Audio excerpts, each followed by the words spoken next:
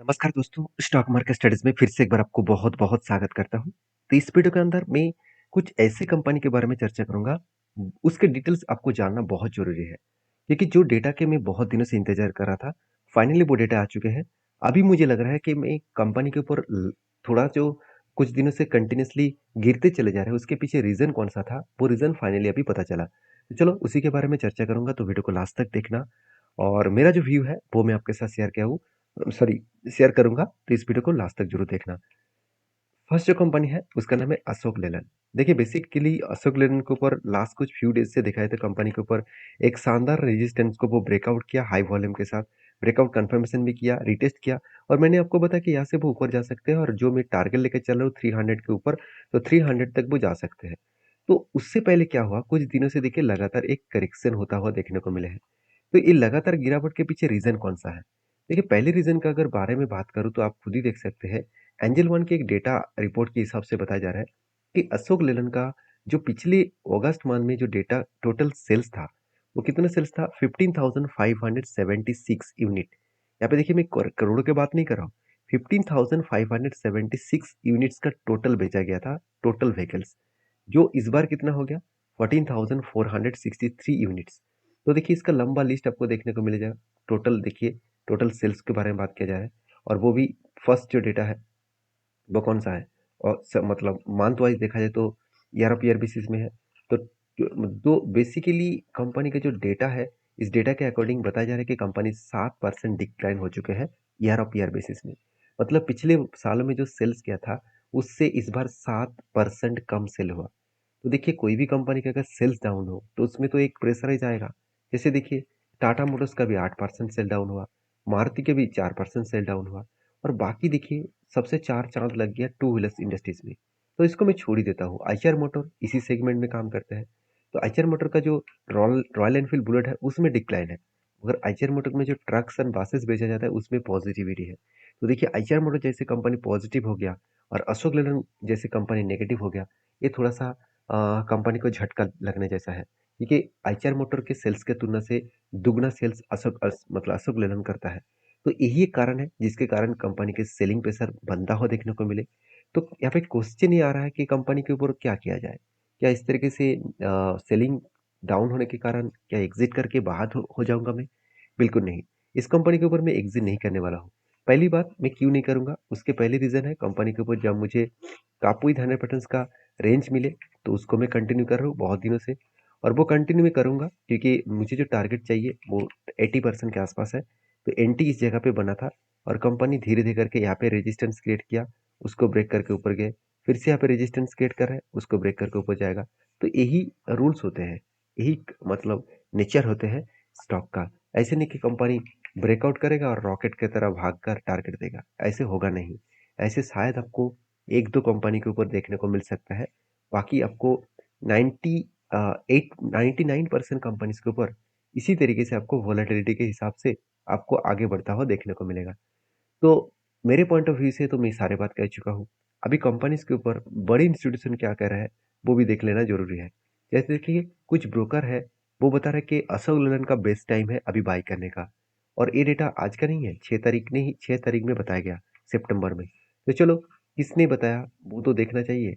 आप देख सकते हैं कुछ, आप देख सकते हैं वी मीट के एम बजाज सीएफओ। तो के एम सॉरी मतलब के एम बालाजी सीएफओ। तो यहाँ पे बताया जा रहा है कि इस कंपनी के ऊपर करंट, देखिए करंट मार्केट प्राइस क्या है 248, एक बार मैं देख लेता हूँ।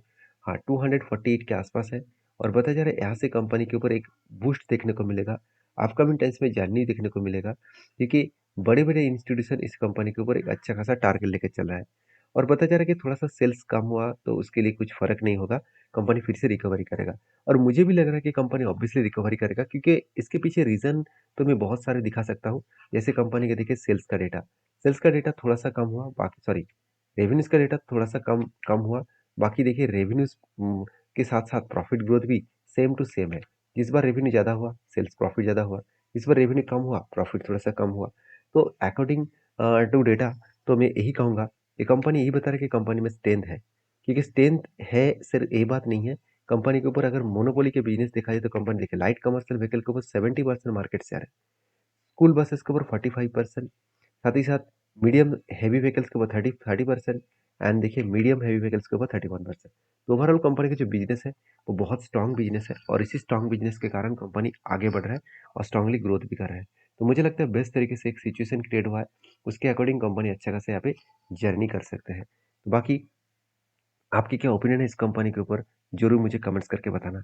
नेक्स्ट जो कंपनी उसका नाम है सोना बीएलडब्ल्यू प्रिसिशन लिमिटेड। तो बेसिकली सोना बीएलडब्ल्यू प्रिसिशन लिमिटेड कोई छोटे मोटे कंपनी तो है नहीं, एक बड़े कंपनी है, क्योंकि इंडिया के फोर्थ लार्जेस्ट, अभी देखिए फोर्थ लार्जेस्ट कंपनी है।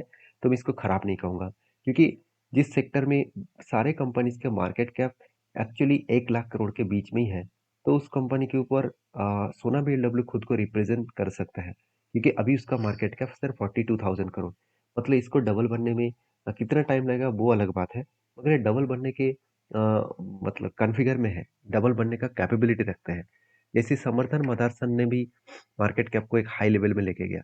तो मुझे सोना बीएलडब्ल्यू को कुछ पॉइंट्स बेस्ड लगता है, जैसे कंपनी का देखिए सेल्स का डेटा, प्रॉफिट का डेटा और कंपनी के डेप्थ, सब कुछ एकदम बेस्ट है, क्योंकि इतने शानदार तरीके से मेंटेन्स करना इतना आसान नहीं है। क्योंकि मैं आपको यहाँ पे भी दिखा देता हूँ कंपनी की जो ग्रोथ है, वो ग्रोथ किस तरीके से हुआ। सेल्स में कोई भी चेंजेस आया क्या? बिल्कुल नहीं।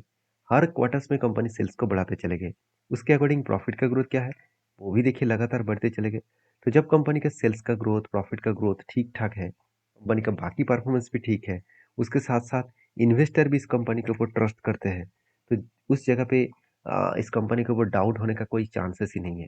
तो मतलब कोई खराब न्यूज़, मतलब खराब अपडेट लेना, या कोई चांसेस ही नहीं है। तो उसके पहले मैंने जब इसके ऊपर रिसर्च किया, तब मुझे कुछ डेटा देखने को मिले। कुछ इस तरीके से पहले शोल्डर बने, बिग हेड बने, उसके बाद शोल्डर बने, और फाइनली क्या हुआ, ब्रेकआउट भी हुआ, और इसका ब्रेकआउट करने के बाद ब्रेकआउट कंफर्मेशन भी हुआ, और रिटेस्ट किए। उसके बाद धीरे धीरे करके इस जगह पे वो ऊपर गया, और ऊपर जाकर यहाँ पे कंपनी हाई लेवल तक इसको पहुंच सकते हैं, हाई लेवल तक यहाँ पे टारगेट हो सकते हैं। तो मुझे लगता है जो सिचुएशन है उसके अकॉर्डिंग कंपनी बेस्ट तरीके से यहाँ पे कप विद 100% बनेगा, और बेस्ट तरीके से, सॉरी, शोल्डर कम हेड कम शोल्डर बने हैं, उसके अकॉर्डिंग कंपनी धीरे धीरे करके आगे बढ़ रहा है। तो मैं जो टारगेट लेकर चल रहा हूँ करीबन करीबन 822 रुपीज़ के आसपास। अभी देखा जाएगा इसका टारगेट होने में कितना टाइम लगता है, और मुझे लगता है वो टारगेट देकर ही छोड़ेंगे, क्योंकि इसका जो लाइफ टाइम हाई है उसके नीचे टारगेट बना है, तो इसका मतलब पॉसिबिलिटी हाई है उस टारगेट तक जाने के लिए।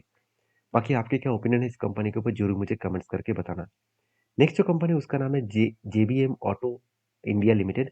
तो देखिए JBM auto India limited basically एक इलेक्ट्रिक बस मैन्युफैक्चरिंग कंपनी है। देखिए सर, कंपनी के इलेक्ट्रिक बस मैन्युफैक्चरिंग का बिजनेस नहीं है, कंपनी अलग अलग कैटेगरीज बिजनेस के ऊपर एंटर हो चुके हैं। आप खुद ही इस कंपनी के ऊपर डिटेल्स में देखेंगे, तो देखिए कंपनी सोलर प्रोजेक्ट के ऊपर भी काम करते हैं, चार्जिंग स्टेशन के ऊपर काम करते हैं, और ईवीज के ऊपर भी काम करते हैं, चाहे वो स्कूटर हो, चाहे वो थ्री व्हीलर्स हो, चाहे वो पैसेंजर व्हीकल्स हो, चाहे वो बस हो। तो इस तरीके से हर कैटेगरीज के ऊपर कंपनी काम करते हैं। और सबसे बड़ी बात है, इस कंपनी खुद को अलग लेवल में रिप्रेजेंट करने के लिए कंपनी वही सेक्टर के ऊपर एंटर कर चुके हैं जो सेक्टर में अपकमिंग टाइम्स में बहुत ज़्यादा ग्रोथ आने वाला है। शायद इसी कारण के वजह से, क्योंकि चार्जिंग स्टेशन का बहुत ज़्यादा रिक्वायरमेंट है, क्योंकि अगर आप पेट्रोल डीजल की गाड़ी यूज़ करते हैं तो आपको हर जगह पे उसको रिफिलिंग करने का मतलब पंप आपको देखने को मिलेगा, पेट्रोल डीजल का पंप मिलेगा। तो क्या आप अगर इलेक्ट्रिक स्कूटर खरीदारी कर रहे हैं, इलेक्ट्रिक बाइक खरीदारी कर रहे हैं, इलेक्ट्रिक बसेस, ट्रक्स आपको रास्ते में दिख रहा है, क्या वो हर जगह पे खुद के रिचार्ज कर सक सॉरी मतलब खुद को चार्जिंग कर सकते हैं? ऐसे बिल्कुल नहीं। इसीलिए चार्जिंग स्टेशन बहुत, इंफ्रास्ट्रक्चर बहुत इंपॉर्टेंट है इंडिया में, क्योंकि चार्जिंग स्टेशन का इंफ्रास्ट्रक्चर अगर बिल्ड ना हो तो गाड़ी खरीदने से कुछ फायदा ही नहीं है, क्योंकि रास्ते में अगर फंस गए तो और कोई चारा ही नहीं है। जब तक चार्ज नहीं होगा तब तक गाड़ी तो आप चलेंगे नहीं। तो इस चीज़ों को आपको समझना पड़ेगा, शायद इसीलिए कंपनी उसी सेक्टर के ऊपर काम कर रही है जिस सेक्टर में अपकमिंग टाइम्स में ग्रोथ होने का चांसेस बढ़ सकता है। तो बेसिकली मैंने इस कंपनी के ऊपर जब डेटा रिसर्च किया तब मुझे कुछ पॉइंट्स देखने को मिला। जैसे देखिए, कंपनी कोविड के बाद कंपनी एक धमाका परफॉर्मेंस किया, क्योंकि कोविड के टाइम में इस कंपनी का प्राइस था अराउंड अराउंड 80 रुपीज़ के आसपास, और 80 से कंपनी कहाँ तक गए, करीबन 2000 तीन 400 के आसपास। तो 80 रुपीज़ से मैं ओवरऑल इस कंपनी को 80 रुपीज़ नहीं, उससे भी नीचे आया था, करीबन 40 रुपीज़ के आसपास। वहाँ से मैं टॉप लेवल तक देखूँ, ऑलमोस्ट 59 100% का रिटर्न दिया। मतलब 59 टाइम्स रिटर्न दिया। मतलब 1 लाख रुपए कोई भी अगर व्यक्ति निवेश करके रखे थे, तो लास्ट 4 ईयर्स में उसका फंड हो चुके हैं 59 लैक्स। तो 59 लैक्स हो चुके हैं, इतना बड़ा कंपनी ग्रोथ दिखा चुके हैं। तो कहने का मतलब क्या है? कहने का मतलब है कि अगर आप किसी भी कंपनी के ऊपर काम कर रहे हैं, तो उसके अकॉर्डिंग आपको एक चीज़ों को ध्यान रखना होगा कि वो कंपनी में क्या फिलहाल के लिए क्या हालत है और फ्यूचर में क्या हो सकता है।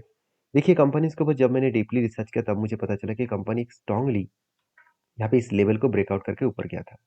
ये लेवल कौन सा था? ये लेवल था 1546 के आसपास, और वहां से कंपनी एटलीस्ट देखा जाए ब्रेकआउट करने के बाद टॉप में देखा जाए तो करीबन करीबन 56% का जर्नी किया था। तो यहाँ से कंपनी क्या कर रहा है, धीरे धीरे करके नीचे आ रहा है, क्योंकि देखिए पूरा सेक्टर का थोड़ा सा सेल्स डाउन हुआ है, तो इसके भी थोड़ा सा सेल्स करेक्शन के कारण कंपनी के ऊपर एक प्रेशराइज बनता हुआ देखने को मिले। अभी अगर नीचे आ रहा है तो कहाँ तक आ सकते हैं? देखिए वही लेवल तक आएगा जिस लेवल को वो रेजिस्टेंस के हिसाब से ब्रेक किया था। अभी वही लेवल को वो सपोर्ट बनाएगा। जो लेवल निकल कर रहा है 1550 रुपीज़ के आसपास। तो कहने का मतलब है कि जिस तरीके से प्रेशराइज है, जिस तरीके से करेक्शन होने का चांसेस है, वो अच्छा खासा गिरावट का माहौल यहाँ पे दिखा सकते हैं। तो फिर भी इस कंपनी में दम कितना है वो आपको बता दूं। देख सकते हैं JBM auto arms bags order to supply 200 electric luxuries buses.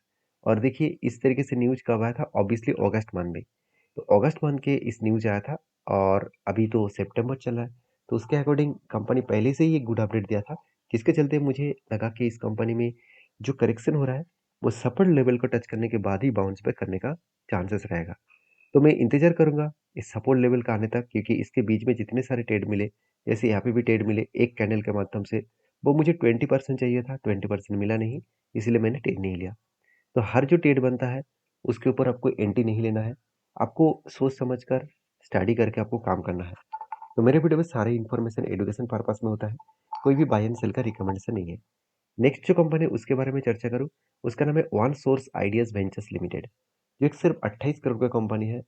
और कंपनी के अगर ग्रुप के बारे में बात करूँ तो कंपनी फाइनेंस कंपनी है। तो बेसिकली इस कंपनी के ऊपर जो अपडेट है वो है स्प्लिट का। 13 तारीख को कंपनी हर एक के बदले 10 शेयर देने जा रहा है। तो जो लोग स्प्लिट पाना चाहते हैं एक बार डीपली रिसर्च करें, उसके बाद काम करें। और मेरे वीडियो को एजुकेशन पर्पस में ही आप जरूर लीजिएगा। तो मिलते हैं नेक्स्ट वीडियो में, तब तक के लिए धन्यवाद।